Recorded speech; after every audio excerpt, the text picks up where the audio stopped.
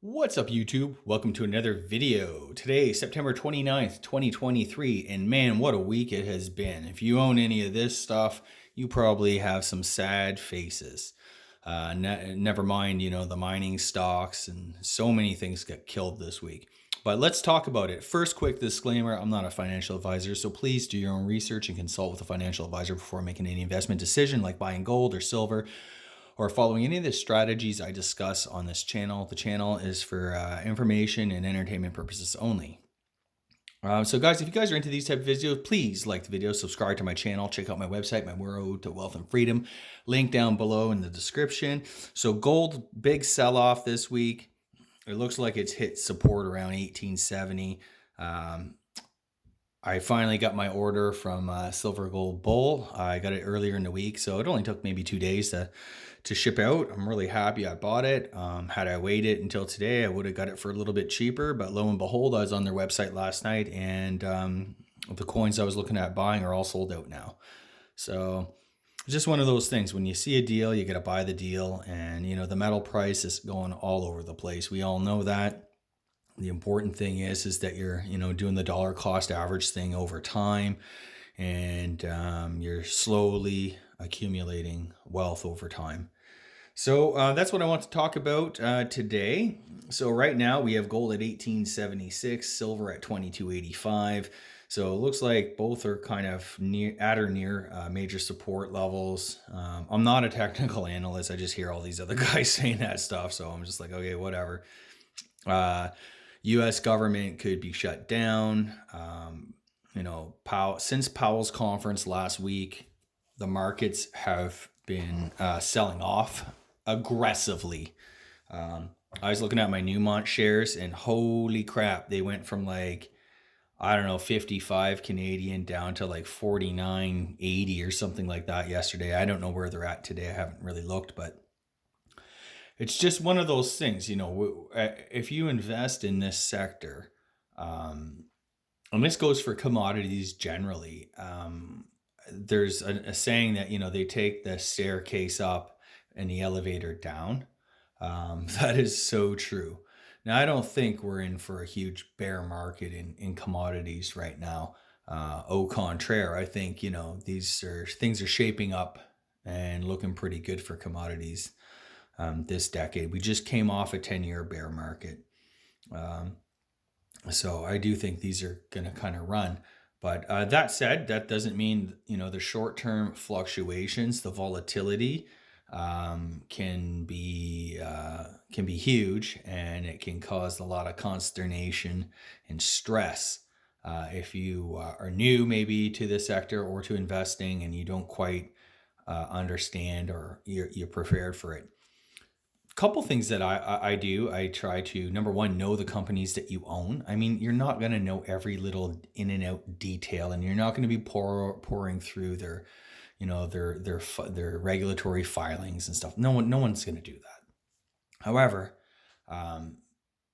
just kind of, having a sense, I guess, of, how the company is doing in broad strokes can also be helpful. There's always kinds of risks, especially with mining and oil and gas. It is a commodity market. You never know what's going to happen. Something Saudis could increase supply tomorrow and send oil, nose diving, or they could cut and send it up and stuff. There's all sorts of, in 2020, the Russians and the Saudis are flooding the market with oil. And that contributed to the, very sizable collapse in going negative of futures contracts and stuff. But anyways, I just wanted to kind of throw that out there. So, probably my largest mining position is Newmont, and man, they are getting killed. And I'm only down. I'm down probably maybe 10, 12% or something like that. But I'm kind of looking. And if you look at the other miners, how they behaved yesterday and on these large drops and stuff like that, their charts basically look the same. It's, so, go check Barrick, go check AEM, Agnico Eagle Mines, go check, even some of the mid caps and stuff like that. All their charts kind of broadly look very similar, not exact, but very similar. And that to me just confirms that, it's not a company specific thing. It's just a broad, it's a sector thing, first of all, because all the gold miners sort of had that shape yesterday, and more broadly, a market thing. If you look at, this stock market in the past week, so many, sectors have been just taken behind the house to the woodshed. I'm looking at, some of these dividend stocks, oil and gas pipelines, bank stocks, utilities. Man, utilities have really taken it. TLT and bonds, man, they've been just hammered as well. There is kind of no escaping um, the carnage out there. Kind of all things are falling, and this is kind of in some of my earlier videos. I kind of basically made the case that, my sense is that this isn't really a market now to really make money. You're just looking at kind of preserving what you have and acknowledging and just accepting that we are going to have to take a certain level of loss. If you are diversified, if you're properly diversified, um, then and I'm by properly diversified, I should add, I mean among different asset classes, which means you hold, cash or some cash equivalents. You hold some precious metals. You hold some bonds. You hold some real estate. You own some equities and stuff like that. Um, then nothing is ever going to always be going in the same direction. It's very rare anyway. And certain sectors, are going to get killed, and when we have these sell-offs and stuff, especially if we get into sort of the end game that seems to be kind of all the rage on YouTube these days. Is this going to be it? Is the US dollar toast, or are we moving towards, a gold backed sort of international financial system in some way, shape, or form? These are all huge, really big questions that none of us can really, with any amount of certainty,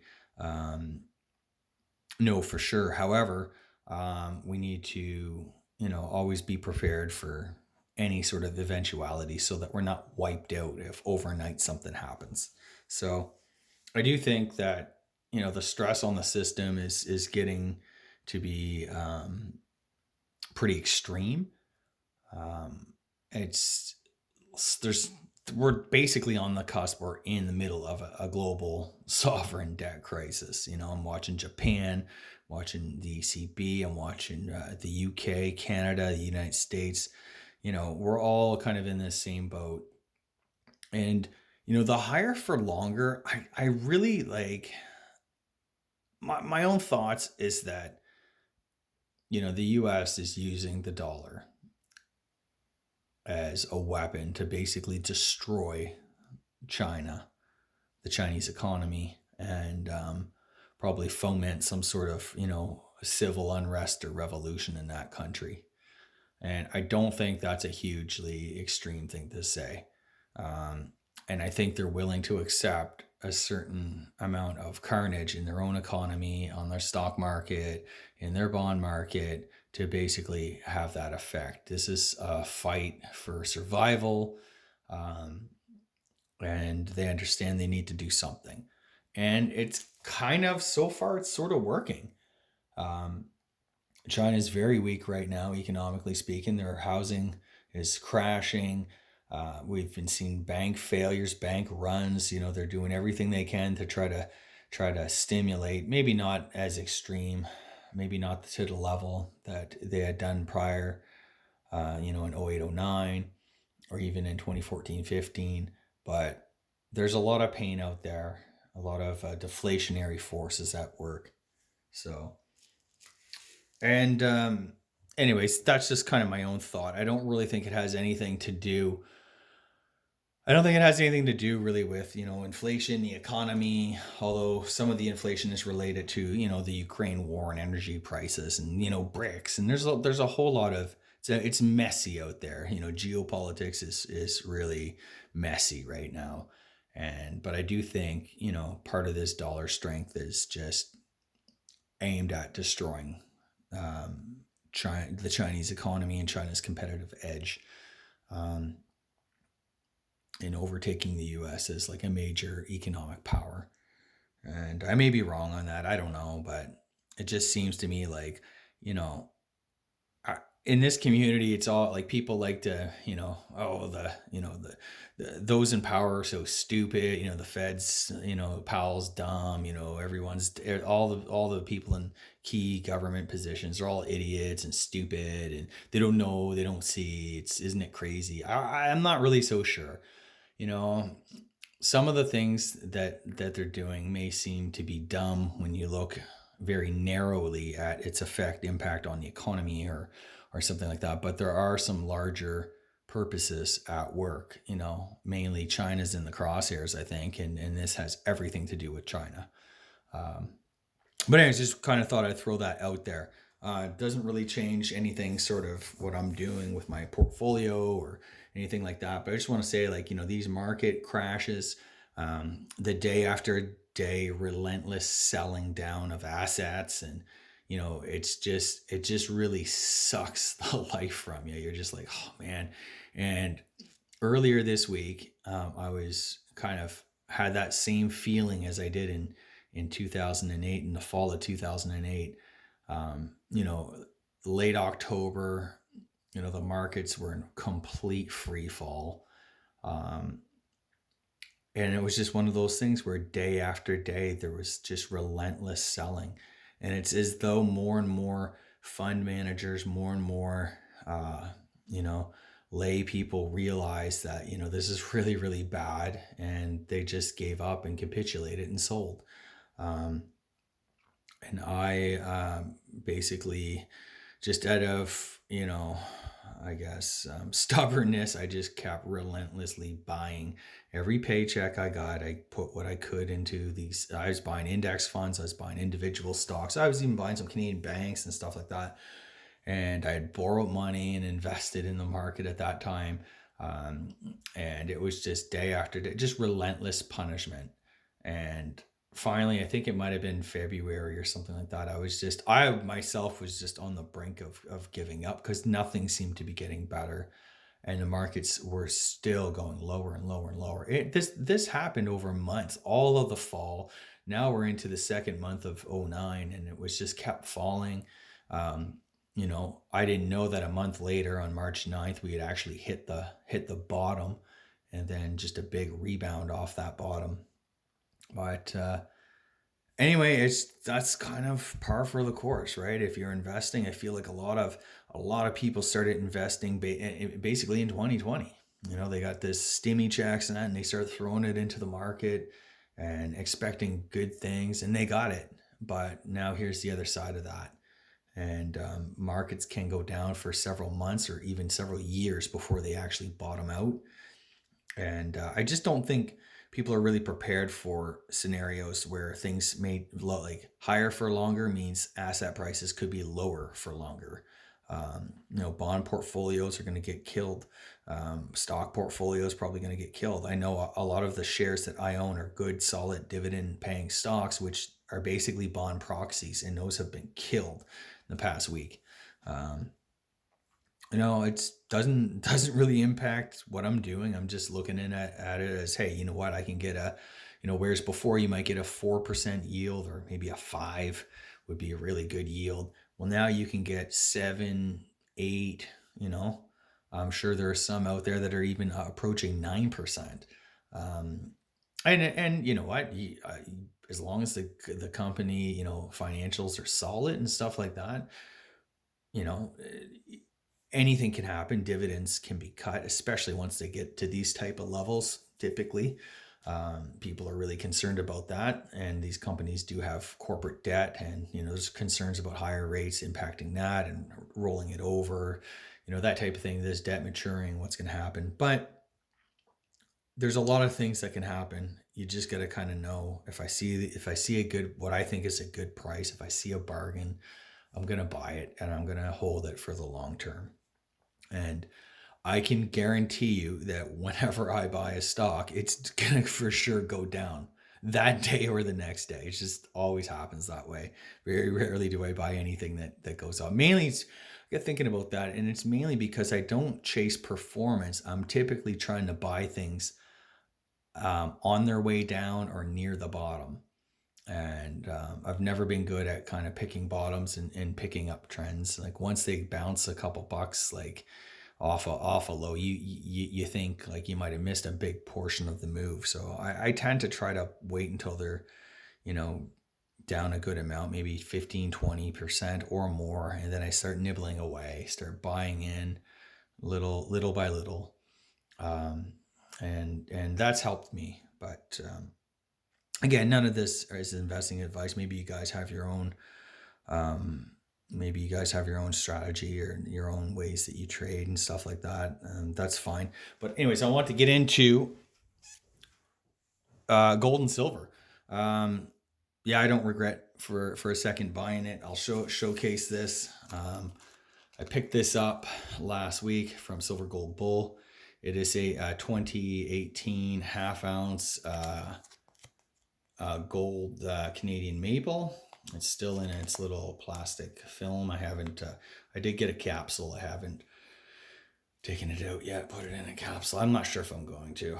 I don't really know if it's easier to sell them when they're like this or in encapsulated form. I think gold is gold ultimately, but maybe if you're taking it to a coin shop, this might be more like in terms of resale, this might be easier to sell than maybe something like in a capsule. Although gold maples, 1 ounce gold maples, don't come in this; they come in tubes of 10. So, but anyway, yeah. So I just thought I'd kind of showcase that. It's an ounce. It's my second half ounce coin. This is my first one I bought was this Britannia. You can even see it has a spot there.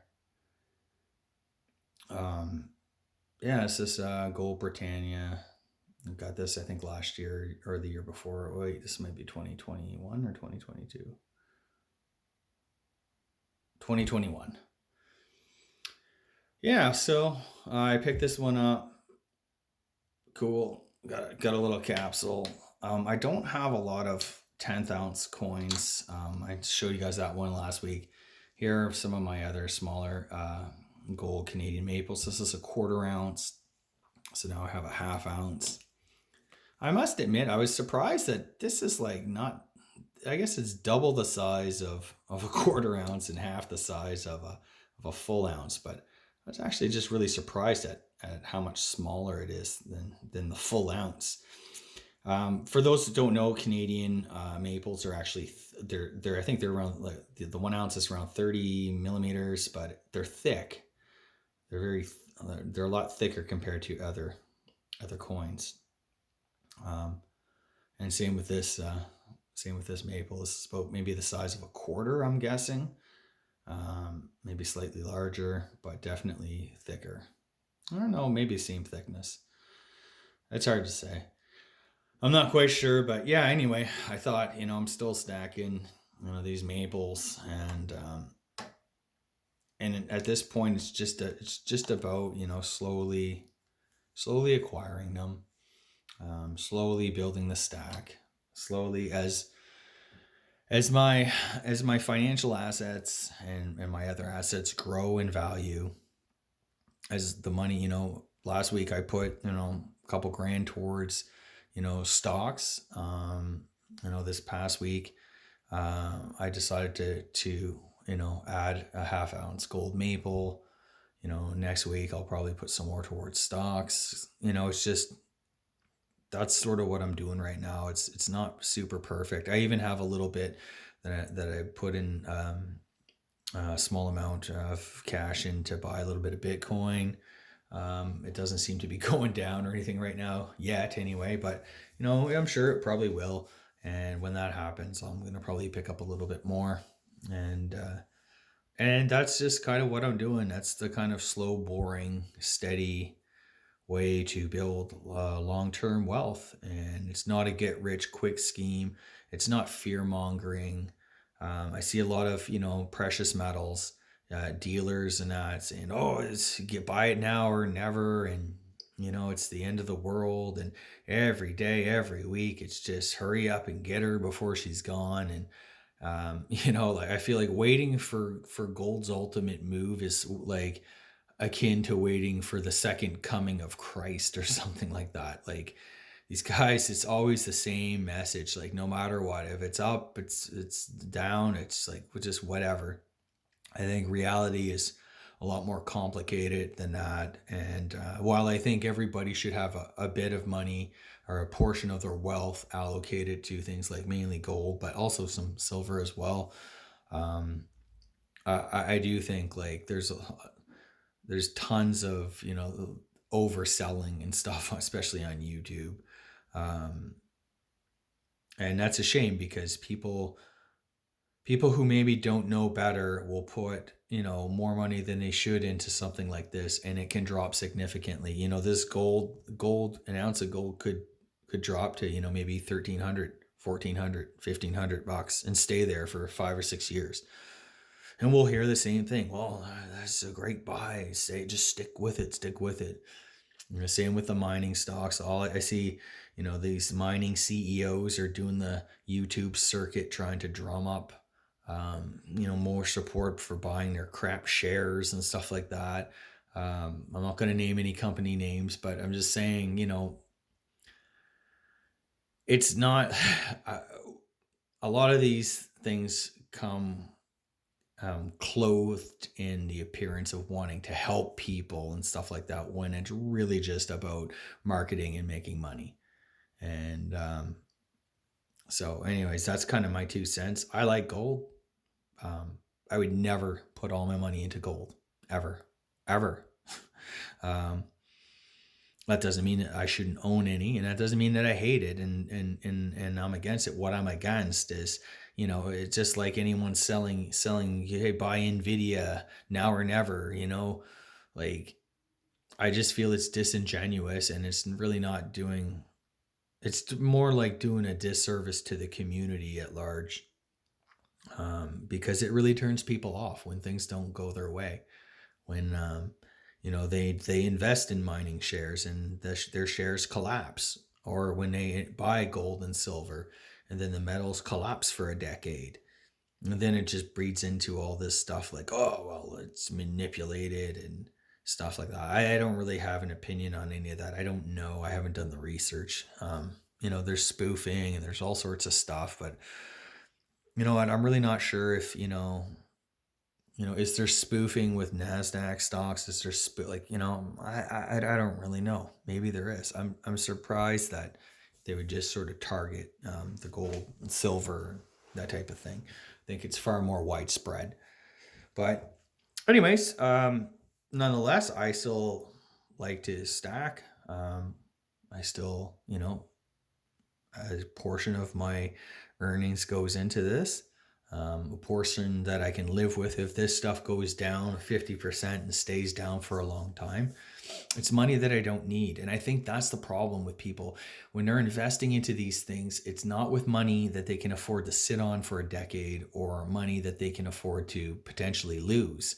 It's with money that they actually really need, and they're buying this stuff, they're buying stocks, they're buying whatever as lotto tickets, hoping that hey, this is gonna go to the moon. And it's a big reason, my approach to investing and to any of this financial stuff is get your financial house in order. Pay off as much debt. If you're in debt, you shouldn't be investing, period. End of story. Go pay off your car loan, go pay off your student loan, go pay off your credit cards. Next, you have a home mortgage, then you should maybe start saving some for retirement and stuff like that, but try to get that mortgage paid off. Once you're debt free, it really does open a whole new world of, hey, you know what, I can sit on money. I have cash earning 5% in a savings account. I'm in money market funds. I don't need, some of my stocks are down, 10, 15% or something like that. Hey, that's fine. I don't need that money. That's not money. I'm not agonizing over it. Gold, silver, slowly purchase every month, every other month. you know if it goes down significantly, no big deal. This is bought and paid for. I didn't buy this on credit. Um, it's this like sort of, true ownership of stuff. You're not levered. You're not being forced out. You're not being forced to sell at terrible moments. I don't have, you know, Quest Trade or whoever running my account, running my stop losses. I don't have stop losses. I buy and I just sit and I hold and I wait. And unless I'm presented with compelling information that I made a huge mistake, then I sell. But you know what? It's okay because I never ever ever get super concentrated in a position, um, especially in individual stock. So I can afford the wait, and it's not that big of a hit if I do have to sell. So that's just kind of some advice, I guess. Maybe some about some of the ways I approach this, so that a, I don't lose sleep. B, I don't have these like intense regrets of, oh, I should have waited to buy, or I should have bought in sooner, or it's just slow, steady building wealth should be kind of like this. It's just basically boring. Uh, and you just do something consistently and form that habit until until the day comes when you can start living off of this stuff, whether that's in retirement or early retirement or whatever. To each his own. So anyways, guys, I'm not going to go on anymore. This is this week's video. Hope you enjoyed it. Please like the video, subscribe to my channel.